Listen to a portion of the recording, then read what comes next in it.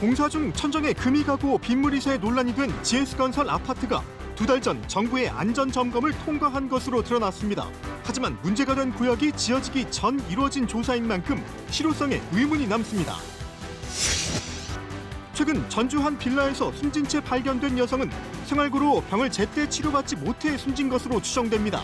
정부가 지정한 위기가구였지만 지원의 손길은 닿지 않았고 숨진 엄마 곁에서 구조된 아이는 출생 기록조차 없었습니다. 북아프리카 모로코에서 발생한 강진으로 지금까지 2,000명 넘는 희생자가 발생했습니다. 지진에서 살아남은 관광객들은 부상자들을 돕기 위해 헌혈 행렬에 나섰습니다. 국민권익위가 선거관리위원회의 채용 비리 실태를 전수조사한 결과를 내놨습니다. 지난 7년간의 경력 채용 사례를 들여다봤는데 부정 합격 58명을 포함해 채용 비리 353건이 적발됐습니다. 전북에서는 이웃의 이야기를 들어보는 시간 열린 K. 고물가 시대 지역 청년들을 위해 단돈 3,000원에 넉넉한 한 끼를 제공하는 식당이 있습니다. 현실이 버거운 청춘을 위해 밥을 짓는 김혜인 신부를 만나봅니다.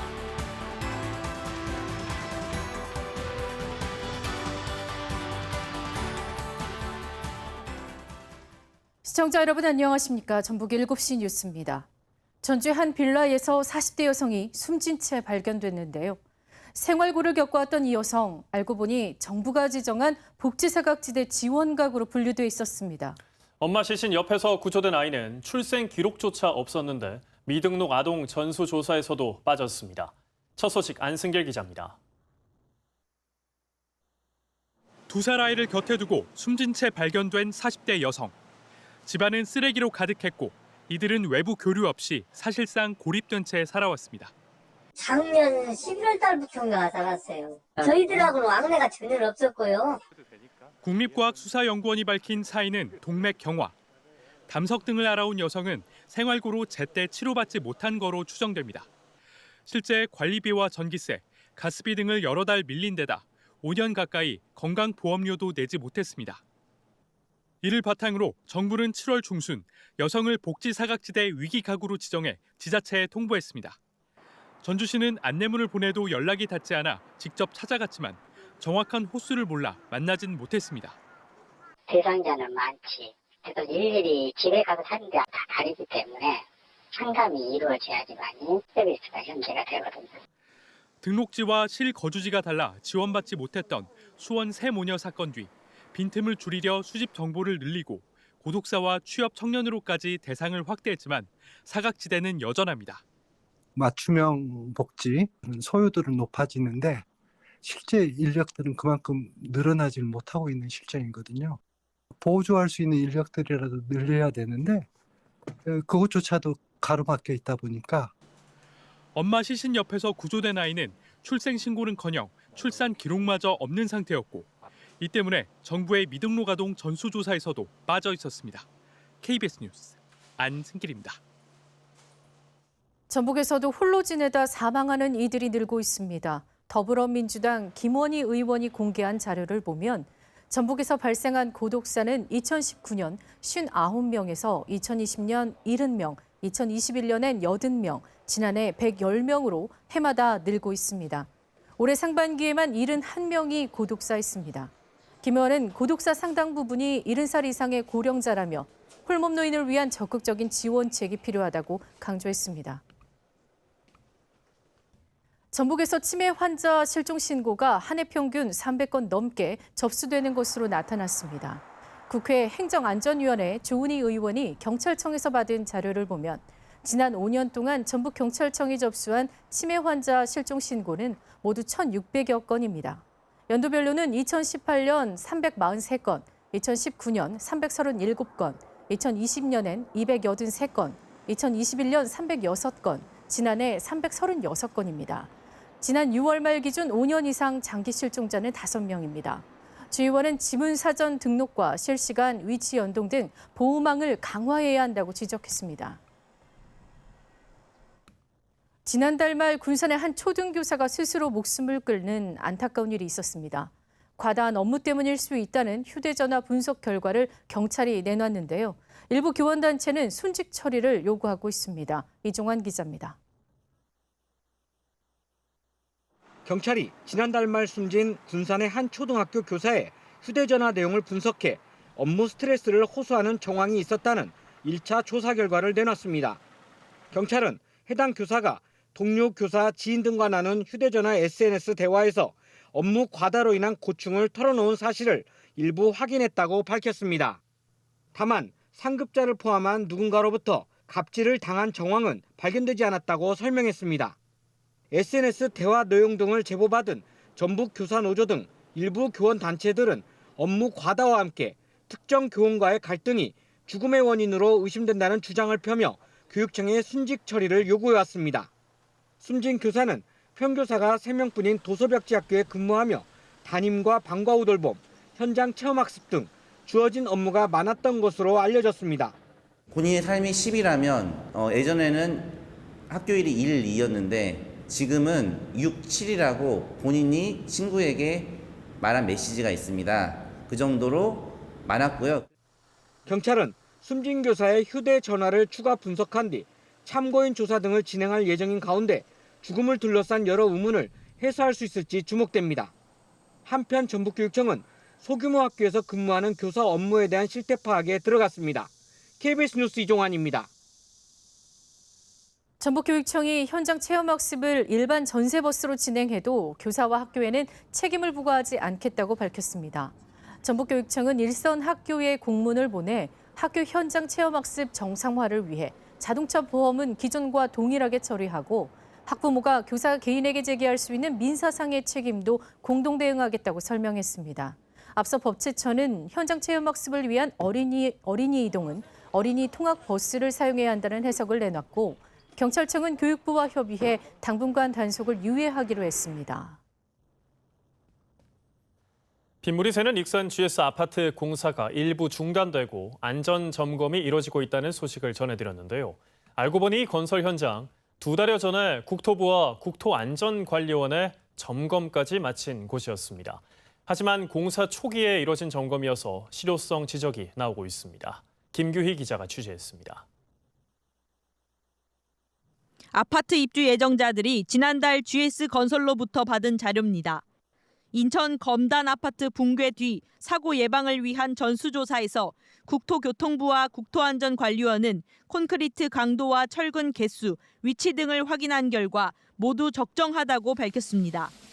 하지만 점검 한 달여 뒤 천장 균열에서 빗물이 새는 것이 확인되면서 입주 예정자들은 정부 점검에 의문을 제기하고 있습니다. 청천벽력 같은 일인 거죠. 완전히 진짜 다 믿고 있었는데 안전하게 잘 올라가고 있다고만 생각하고 있어가지고 이런 일이 생길 줄은 전혀 생각 못하고 있었죠. 정부 점검이 있었던 시기는 균열이 확인된 5층 건물이 지어지기도 전. 공사 초기에 점검이 이뤄진 셈인데 국토안전관리원은 GS건설이 자체 조사한 지하 주차장 구역만 확인하는 방식으로 조사한 것으로 파악됐습니다. 또한 취약 구역을 선정해 추가 조사를 벌였지만 이마저도 전체 아파트 단지 가운데 3분의 1만 포함됐습니다. 전문가들은 층별로 콘크리트 강도나 구조가 다를 수 있어 이때의 점검이 건물 전체의 안전을 담보할 순 없다고 지적합니다. 취약 부위를 따져서 추가 조사도 더 해줘라고 이제 국토부가 판단을 좀 한 것 같아서 그래서 더 한 거예요. 기간은 정해져 있는 거고 그 기간 안에 최선을 다해서 했다라고 이해를 해주시면. 외부 전문기관의 구조안전 점검이 진행되고 있는 가운데 정부 점검에 대한 실효성 지적이 나오면서 입주 예정자들의 불신은 더 커지고 있습니다. KBS 뉴스 김규희입니다. 최근 OCI 군산 공장에서 화학물질이 누출된 것과 관련해 민주노총 전북본부가 논평을 내고 군산 산업단지 안전보건 실태를 공동 조사해야 한다고 주장했습니다. 최근 질산 누출 사고가 발생한 OCI를 비롯해 세아베스틸 등 군산 특정 사업장에서 재해와 사고가 반복되고 있다며 이는 고용노동부 군산지청의 감독 행정이 무용지물이라고 지적했습니다. 이어 강도 높은 예방 조처가 필요하다며 앞서 고용부 군산지청에 제안한 산업단지 안전보건 실태 공동조사를 뭉개지 말라고 요구했습니다. 전북경찰청이 지난 3월 치른 조합장 선거와 관련한 수사에서 혐의가 무거운 7명에 대한 사건을 검찰에 구속 송치하고 86명은 불구속 조사에 송치했습니다. 수사 대상은 모두 221명으로 금품 수수가 174명으로 가장 많고 허위사실 유포 21명, 선거운동 방법 위반 10명 순이었습니다. 2019년 치른 조합장 선거보다 전체 수사 대상은 61명, 금품 향응은 71명 늘었습니다. 앞서 경찰은 선거 전에 상대 후보를 매수하려 한 혐의로 모 축협 조합장을 비롯해 조합원들에게 금품을 뿌린 혐의로 전북의 한 원예 농협 조합장 등을 구속했습니다. 도로와 항만, 공항 등 SOC 예산을 깎고 기본 계획까지 다시 짜겠다는 정부 방침에 새만금 사업이 불투명해지고 있습니다. 기업들의 투자에도 악영향을 미칠 수 있어 우려가 큽니다. 박원 기자가 취재했습니다. 2차 전지 특화 단지로 지정된 새만금. 최근 1년여 동안 30곳 넘는 기업이 6조 원대 투자를 약속했습니다. 이들 기업의 실질적인 투자를 이끌 금융 지원을 위해 전라도와 새만금, 산업은행이 손을 잡았습니다. 관련 기업에 대한 정책 금융을 확대함으로써 새만금 지역의 첨단 산업 육성 정책을 적극적으로 지원해 나가도록 하겠습니다. 하지만 잼버리 파행 이후 실제 투자로 이어질지 불안한 기류가 흐르고 있습니다. SOC 예산 삭감과 기본계획 재수립으로 새만금 사업 추진이 불투명해지면서 투자를 망설이는 기업들도 생겨나고 있기 때문입니다. 좋지 않은 그런 기사들을 저희도 접하기는 해서 조금 우려하는 부분들이 있기는 한데. 전라북도도 예의주시하고 있습니다. 투자 예정 기업들이 외부 상황에 동요하지 않도록 기업 지원 등 실질적인 대책을 내놓으며 소통을 강화하고 있습니다. 새만금 이지원 기업에 대해서 지난주에 관계자 간담회를 했습니다. 근데 실제적으로 SOC에 대한 어떤 그런 불안감에 대한 것은 없었고. 하지만 지자체의 노력만으로는 위축된 투자 심리를 되돌려놓기에 역부족입니다. 기업들의 투자만큼은 적극 돕겠다고 장담했던 정부가 스스로 약속을 어떻게 지키느냐에 달려 있습니다. KBS 뉴스 박웅입니다. 새만금 국가사업 정상화를 위한 전북인 비상대책회의가 내일 전라감영에서 출정식을 엽니다. 전북 애향본부와 경제계, 종교계, 여성계 등 모두 50여 단체가 참여해 정부 여당의 잼버리 사태, 전북 책임론 조장과 새만금 예산 대폭 삭감 등을 규탄할 방침입니다. 새만금 국제공항 정상 추진과 감사원의 공정한 감사를 비롯해 전북 폄훼 발언을 한 국민의힘 송원석, 정경희 의원의 사죄도 촉구할 예정입니다. 앞으로 전국 500만 전북인 총궐기와 상경투쟁 등 범도민 운동을 펼칠 계획입니다.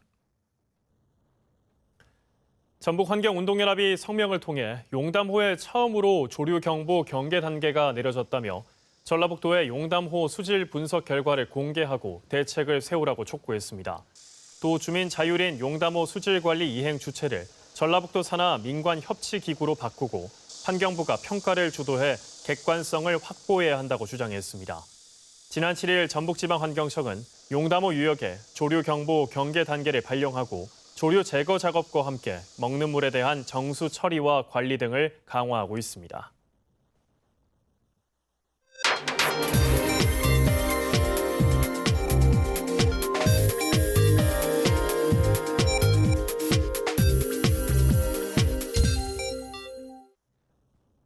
북아프리카 모로코를 덮친 진도 6.8의 강진으로 지금까지 희생자 수가 2,100명을 넘어섰습니다. 지진 발생 사흘째 규모 4.5의 여진도 이어지고 있는데 지진에서 살아남은 관광객들은 부상자들을 돕기 위해 헌혈 행렬에 나섰습니다. 공웅조 기자입니다. 흔적도 없이 무너진 건물 잔해 속에서 구조대원들이 시신을 수습해 옮깁니다. 가족으로 보이는 여성이 울부짖으며 구조대원들을 따릅니다. 진도 4.5의 여진이 이어지고 산악 지형에 도로 여건도 좋지 않아 구조를 더욱 어렵게 하고 있습니다. هنا في الظلام والغبره وتنسمعوا ذاك الزنزال الحجار والحيوطات يطيحوا ولكن احنا ما عارفين اش طاري الولد بسلامته هو حادق مشى قلب على التليفونات. 이번 지진으로 지금까지 확인된 사망자는 2,100여 명, 부상자 2,400여 명 가운데 절반 이상은 중상자들입니다. 인명피해가 더 늘어날 가능성이 있는데 미국 지질조사국은 이번 지진으로 인한 사망자가 10,000명에 육박할 것으로 전망했습니다. 국제사회는 앞다퉈 지원에 나서고 있습니다. 스페인과 튀니지, 카타르 등이 구조팀을 파견했고 전쟁 중인 러시아, 우크라이나와 함께 우리나라도 모로코 지원 의사를 밝혔습니다. 모로코 현지 병원에는 관광객들의 헌혈 행렬이 줄을 잇고 있습니다. نقضي حياة إنسان آخر ماشي مشكل نتسناو 6 سوايع 10 8 ماشي مشكل غير هذا الشيء اللي وصل. 지난해 카타르 월드컵에서 아프리카 최초로 4강에 진출한 모로코 축구 대표팀 감독과 선수들도 단체 헌혈에 나섰습니다. Allah yarhamhum li matou ou pour les blessés, on a une grande pensée pour eux, pour leurs familles et on va être solidaire comme tout le temps. Le Maroc, on a toujours été solidaire dans les moments difficiles. 각국이 도움의 손길을 내밀고 있지만 모로코 정부가 외국 구조대 입국에 소극적인 태도를 보여 현지인들의 불만을 사고 있다고 외신은 전했습니다. KBS 뉴스 공조입니다. 논란이 됐던 선거관리위원회의 채용 비리 의혹에 대한 조사 결과가 나왔습니다. 국민권익위원회는 지난 7년 동안 선관위에 경력 채용된 384명 가운데 15%, 58명에게 부정 합격한 의혹이 있다고 밝혔습니다. 이슬기 기자입니다. 권익위가 밝힌 선관위의 채용 비리 건수는 지난 7년간 353건입니다. 이 기간에 선관위는 모두 162차례의 경력 채용을 했는데 104차례에서 국가공무원법과 선관위 자체 인사 규정 위반이 발견됐습니다. 권익위는 가족 특혜나 부정 청탁 등이 의심되는 312건에 대해선 사실관계 규명을 위해 검찰에 수사를 의뢰하기로 했습니다. 같은 기간 부정 합격한 것으로 의심되는 선관위 직원은 모두 58명으로 파악됐습니다. 권익위는 이들 가운데 31명이 계약직인 1년 임기의 공무원으로 채용됐다가 별도의 서류나 면접 시험 없이 정규직인 일반직 공무원으로 전환됐다고 설명했습니다. 또 선관위가 내부 게시판에만 채용 공고를 내거나 자격 요건에 미달한 응시자를 부당 합격시킨 사례도 확인됐다고 밝혔습니다. 권익위는 특히 선관위가 채용 공고를 내지 않고 소수의 인원을 대상으로 합격자를 선정하는 비다수인 채용 제도가 큰 문제라고 지적했습니다. 비다수인 채용 제도로 7년간 28명이 채용됐는데 이 중 13명은 선관위가 당일에 채용 공고를 낸 뒤 면접과 채용까지 같은 날 진행한 것으로 파악됐습니다. 단 하루 만에 모든 채용 과정이 진행된 겁니다. 권익위는 채용 비리 연루 의혹이 있는 선관위 담당자 28명을 검찰에 고발하기로 했습니다. 조사 결과를 바탕으로 법적 근거 없는 임기제 공무원의 정규직 전환을 금지하고 비다수인 채용 제도를 폐지하도록 권고하였습니다. 권익위는 또 법적 근거 없는 임기제 채용 1년 뒤 정규직 공무원 전환 금지와 선관위의 채용 공고문 표준화 등의 개선안을 선관위에 제안했습니다. KBS 뉴스 이슬기입니다. 쌍방울 대북 송금 의혹과 관련해 이재명 민주당 대표가 내일 다시 검찰에 출석합니다. 지난 주말 조사를 받은 지 사흘 만인데 방북 비용 대납과 사법 방해 혐의 등에 대한 조사가 이어질 것으로 보입니다. 문예슬 기자입니다. 민주당 이재명 대표가 쌍방울 대북 송금 의혹과 관련해 추가 소환 조사를 받습니다. 민주당은 이 대표가 내일 오후 1시 20분 검찰에 한 번 더 출석한다고 밝혔습니다. 검찰의 부당한 추가 소환 요구에도 불구하고 12일 당당히 응하겠다는 입장입니다. 이 대표의 내일 검찰 출석은 8시간가량 조사를 받았던 지난 토요일 이후 사흘 만입니다. 검찰은 쌍방울 그룹이 경기도에 대북 사업 우선권을 청탁하고 스마트팜 사업비와 당시 경기지사였던 이 대표의 방북 비용 등 800만 달러를 북한에 보낸 사건을 수사 중입니다. 검찰은 이 대표가 대북 송금을 지시 승인하거나 보고를 받았다고 의심하고 있습니다. 이번 조사에선 방북 비용 대납 등 제3자 뇌물 혐의와 사법방해 등 이 대표의 핵심 혐의에 대한 신문이 이어질 걸로 보입니다. 다만 내일로 단식 13일째에 접어드는 이 대표의 건강 상태가 조사의 변수입니다. 건강이 약해진 상황이라 지난 조사와 마찬가지로 장시간 조사나 심야 조사가 어려울 수 있다는 관측이 나옵니다. 이와 함께 이 대표에게 보고했다고 검찰에 진술했다가 강압에 의한 허위였다며 말을 바꾼 이화영 전 부지사의 태도도 변수가 될 전망입니다. 검찰은 이번 조사를 마치는 대로 이 대표에 대한 구속영장 청구를 검토할 예정입니다. 검찰이 늦어도 다음 주 초까지 구속영장을 청구한다면 이 대표에 대한 체포동의안은 추석 연휴 이전에 표결에 붙여질 가능성이 있습니다. KBS 뉴스 문희슬입니다. 더불어민주당 유재석 최형재 정책위 부의장과 성준우 부대변인이 기자회견을 열고 이재명 대표에게 단식 중단을 촉구했습니다. 이들은 이 대표에게 하루빨리 단식을 멈추고 더 큰 싸움을 위해 앞장서달라고 요구했습니다. 대신 자신들이 각각 도청과 고창, 군청, 임실시장에서 무기한 단식에 돌입하겠다고 밝혔습니다. 이 대표는 윤석열 정권의 민주주의 파괴를 막겠다며 지난달 31일부터 국회에서 단식 농성을 하고 있습니다. 지난 대선 직전 보도된 김만배 씨와 신학림 전 언론노조위원장 인터뷰가 허위라는 의혹이 제기된 가운데 국민의힘은 선거 공작 뉴스는 사형에 처할 범죄라고 거듭 주장했습니다. 더불어민주당은 해병대 최상벽 순직 사건 수사 외압 의혹과 관련해 이번 주 중 이종섭 국방부 장관 탄핵안을 발의하겠다고 밝혔습니다. 홍진아 기자입니다. 이른바 김만배 허위 인터뷰 의혹을 대선 공작 게이트로 규정한 국민의힘. 공작 뉴스에 대한 당 차원의 총력 대응 방침을 다시 한번 강조했습니다.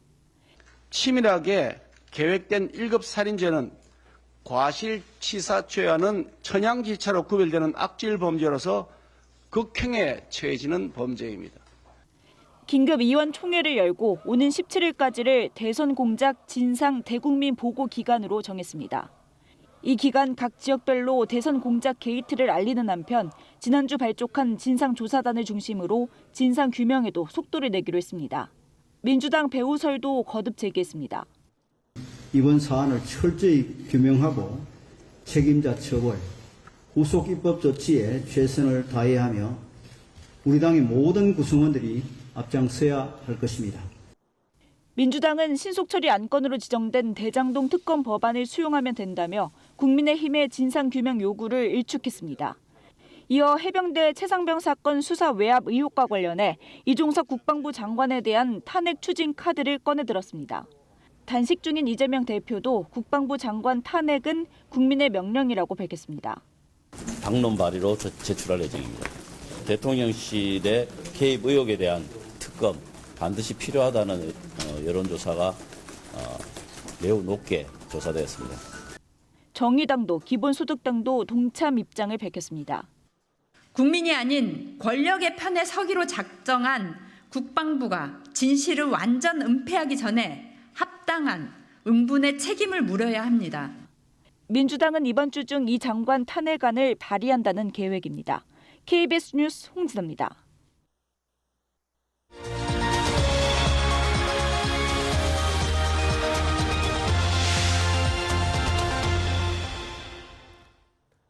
전북에 사는 우리 이웃과 청춘 그리고 화제가 된 지역 인물들의 이야기를 들어보는 열린 K 시간입니다.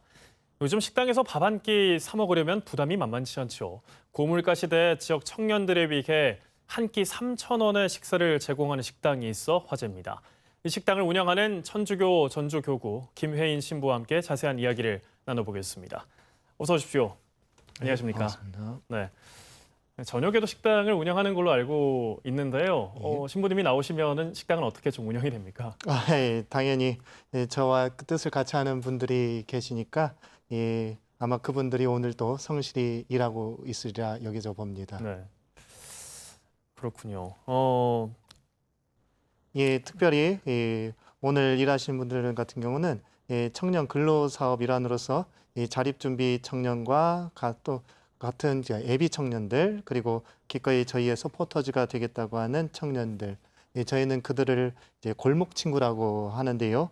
일하면서도 봉사한다는 자부심을 가지고 저희와 함께하고 있는 이들 13명이 월요일부터 토요일까지 점심과 저녁 또 카페 공간이 있는데 카페 공간은 이제 브레이크 타임 없이 손님들을 정성껏 맞이하고 있습니다. 오늘 저녁에도 이들 중 2명이 아마도 열심히 일하고 있을 텐데요. 이들뿐만 아니라 저희와 함께하는 분들은 이 모든 일을 총괄하고 있는 사무국장님 그리고 주방에서 맛과 위생을 담당하는 주방장님들 그리고 청년 전반을 담당하고 있는 청년철광 매니저 등 뜻을 같이 하면서 청년 식탁에 헌신하고 계십니다. 네. 지난 3월부터 운영을 시작했다고 들었습니다. 그럼 이제 6달 좀 넘은 건데 손님들이 많이 찾아온다고 하는데 좀 반응이 어떻습니까? 예, 처음 3월에 시작할 때는 손님들이 안 오나 하며 어쩌면서 좀 노심초사 좀 많이 했는데요. 네. 그건 기우더라고요. 상반기 통계를 살펴보니까 대략 하루 평균 100여 분이 찾아오셨습니다. 물론 계약가라고 해서 대학가 특성상 방학 중에는 3분의 2 정도가 줄어든 40여 분이 통상적으로 방문했고요. 그래도 다행인 게 계약하고 난 지금은 다시금 상반기 수준으로 돌아가고 있는 추세입니다.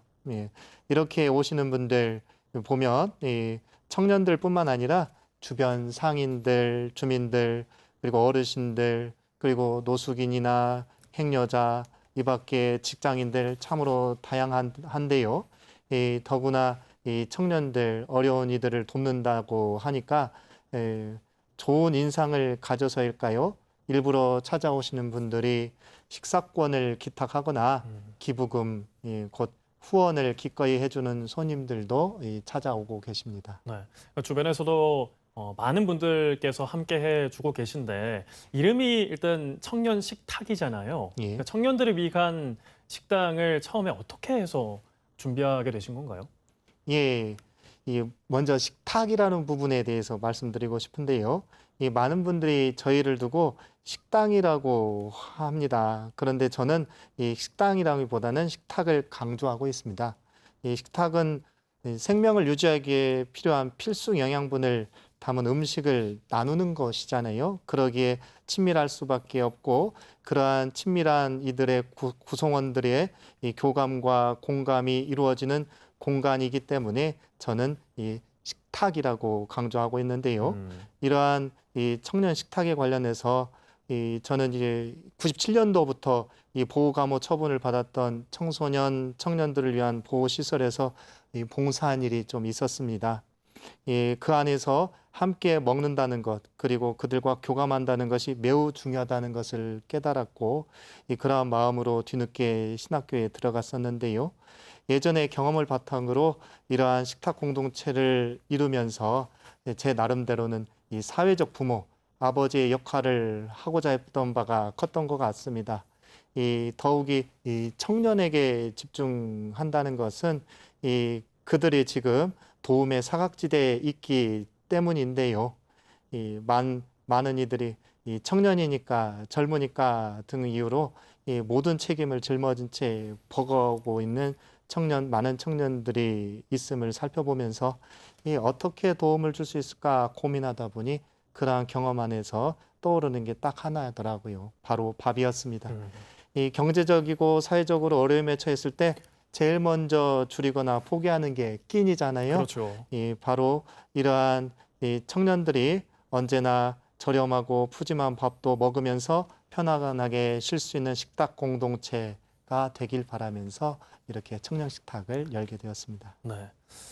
그러니까 저렴하고 푸짐한 끼니를 청년들에게 제공하고 싶다는 취지라서 그런지 몰라도 메뉴는 김치찌개인데 밥과 반찬은 무한으로 제공이 된다고 들었습니다. 예, 맞습니다. 근데 이게 한 끼에 3,000원이란 말이죠. 요즘 같은 때에 한 끼에 3,000원이라고 하면 아마 3,000원 이렇게 되물을 것 같습니다. 예.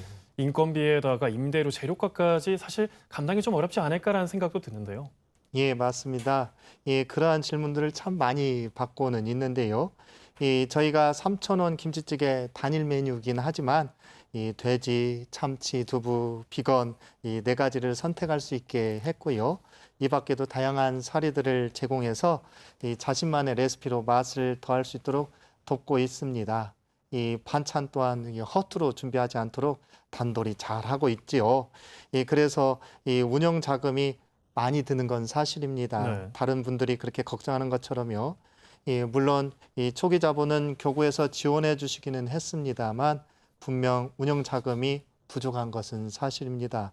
그런데 놀랍게도 이 쌀이면 쌀, 김치면 김치, 이 밖에 식자재 및 나눌 수 있는 것 무엇이든지 간에 기꺼이 나누어 주시는 분들이 있기 때문에 이렇게 유지되는 것이지요.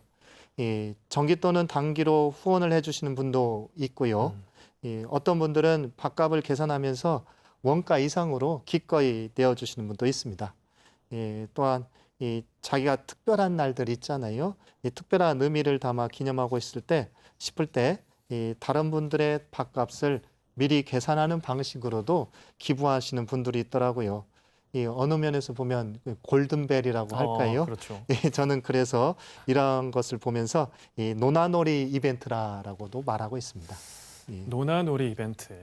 그러니까 이야기를 들었을 때는 참 뭔가 감동적이기도 하고 좀 많은 분들께서 도와주시고 계신데 자원봉사 도움도 이렇게 있고 기부도 받으시지만 사실 말씀하신 대로 앞으로 이게 안정적으로 쭉 유지되는 게 좀 어렵잖아요.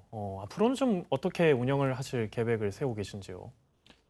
예, 이 처음 시작부터 저희만의 정체성을 온전히 간직하면서 이 지속 가능하다라고 할 수 있는 기반이 무엇일까 하면 결국에 조금 전에 말했던 것처럼 이 기꺼이 후원해 주시는 분들이잖아요. 이 그러한 분들을 실은 계속 찾아 나서고 있습니다. 저희 이름이 사익길이라고 하는데요. 이 사익길이라는 이름에서 착안돼서 이런 분들을 저는 이 골목 친구라고 부르는데요. 어린 시절 골목에서 돌 하나로 놀이하면서 다들 성장하였잖아요. 이것처럼 밥을 중심으로 밥을 놀이도구 삼아서 누구라도 청년 식탁에 함께 하기를 청하고 있습니다. 그래서 이 청년 식탁이 청년과 청년을 이어주고 자립 성장할 수 있는 플랫폼이 되도록 만들려고 노력하고 있고요. 여기에서 제가 추구하는 구호가 있습니다. 조금 전에 말씀드렸던 것처럼 노나 놀자, 네. 나눔으로 놀자인데요. 이처럼 많은 분들이 골목 친구가 되어주기를 바라고 있습니다. 그런 가운데 저희가 이 비영리 단체로 시작했습니다만 앞으로는 이제 법인으로 정비해서 그런 놀이터 청년들을 위한 청년 근로 사업이나 식탁 중심의 플랫폼의 사업들을 더 확장해 나가려고 노력하고 있습니다. 그렇군요. 그러니까 식사를 제공하는 곳에서 더 더해져서 같이 함께 놀 수 있는 골목 친구로 나가기 위해서 앞으로는 다양한 예술 모임과 문화 행사도 함께 한다고 하는데 올 연말까지 달달이 매달 영화제도 이제 개최가 된다고요? 예, 맞습니다. 그 전에 5월에는 가정의 달을 맞아서 관심 밖에 놓여 있는 가족 돌봄 청년들과 자폐 청년 어머니 그 시화전도 열은 바 있고요. 6월에는 환경의 달을 맞아서 기후위기에 관심이 요즘 MZ 세대가 많아서 MZ코 세대라고 하는데 이 MZ코 세대를 위해서 수라갯벌 생태환경 사진전과 영화 상영회도 가졌었습니다. 그리고 이제 이번 달 20일이고요. 다음 달부터는 매월 말 독립영화를 통해서 청년들과 청년 영화 감독이 소통할 수 있는 이름하여 사익길 영화 페스티벌을 말씀하신 것처럼 기획하고 있습니다. 이를 통해서 또래 청년들이 갖는 어려움을 서로가 자유롭게 소통하면서 나누는 자리가 되었으면 하고요. 이렇게 이루어지는 프로그램들은 어쩌면 파일럿 프로그램이라고 할 수 있습니다. 내년에는 이러한 것들이 보다 더 체계적으로 이루어져서 청년들이 더욱더 능동적으로 참여할 수 있는 예컨대 사익길 청년 인권 페스티벌과 같은 네. 그러한 프로그램도 기획하려고 하고 있습니다. 다양한 방법을 통해서 지역사회에 이렇게 도움을 주고 계신데 앞으로의 계획도 들어보고 싶고요. 그러니까 찾아온 청년들을 위해서 짧게 또 한 말씀 마지막으로 부탁드리겠습니다.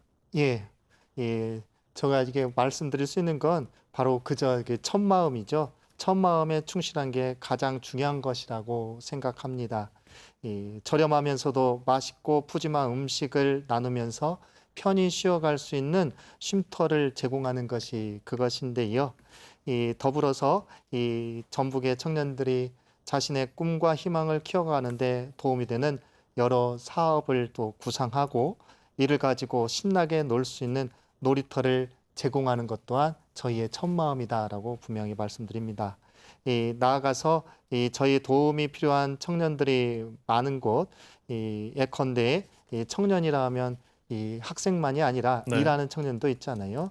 그러한 일하는 청년들이 많은 팔복동과 같은 곳에서 이와 같은 식탁을 또 하나 열어서 열심히 일하는 청년들에게 보다 더 저렴한 식사와 쉼의 공간을 또한 제공하고 싶습니다. 네. 그리고 앞으로도 마지막으로 이렇게 저희가 준비하는 만큼 이 청년 여러분, 이 미야카마에다마 준비한 놀이터 청년 식탁으로 우리 함께 놀아보면 어떨까요? 라고 말씀드리고 싶습니다. 네. 앞으로도 따뜻한 쉼과 또 놀이의 공간을 마음껏 제공해 주시기를 기대해 보겠습니다. 오늘 말씀 고맙습니다. 예, 감사합니다. 다음 소식입니다.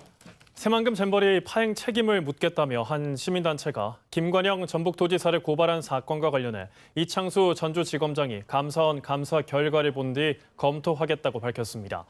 이 지검장은 오늘 기자들과 만나 감사원이 전체적으로 들여다보고 있는 것으로 알고 있다며 수사 의뢰가 오면 살펴보겠다고 말했습니다. 문재인 전 대통령의 전 사위가 연루된 타이 이스타제 취업 특혜 사건은 상당 부분 수사가 진행돼 있다며 의혹 해소를 위해 속도를 내겠다고 덧붙였습니다. 택시기사가 자신의 택시에 탄 전화금융 사기 조직 수거책을 붙잡았습니다. 택시기사 A씨는 지난 6일 택시에 탄 20대 여성이 수상한 가방을 든 채 정확한 목적지를 말하지 못하자 근처 지구대로가 경찰에 신고했습니다. 경찰 조사 결과 이 여성은 전화금융 사기에 속은 피해자에게 2천만 원을 받아 이동하던 중이었습니다. 남원 경찰서는 택시기사 A씨에게 표창장을 수여하는 한편 붙잡은 여성을 불구속 입건해 조사하고 있습니다.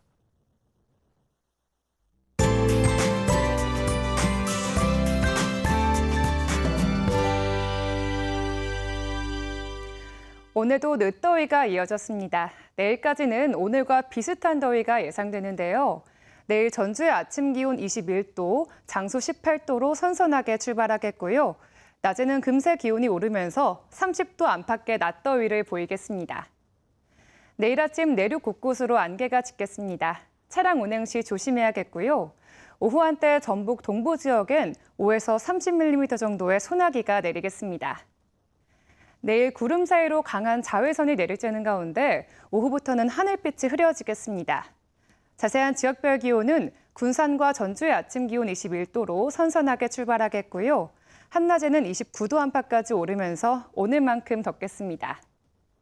동부 지역은 완주 20도, 무주 19도로 출발하겠고요. 낮에는 30도 안팎까지 오르는 곳들이 많아서 오늘만큼 덥겠습니다. 해상에선 하늘이 종일 흐린 가운데 물결은 최고 1m로 잔잔하게 일겠습니다. 당분간 흐린 날씨 속에 낮더위가 점차 누그러지겠고요. 목요일부터 토요일 사이 전북엔 비가 내릴 전망입니다. 날씨였습니다. 뉴스를 마칩니다. 시청해주신 여러분 고맙습니다.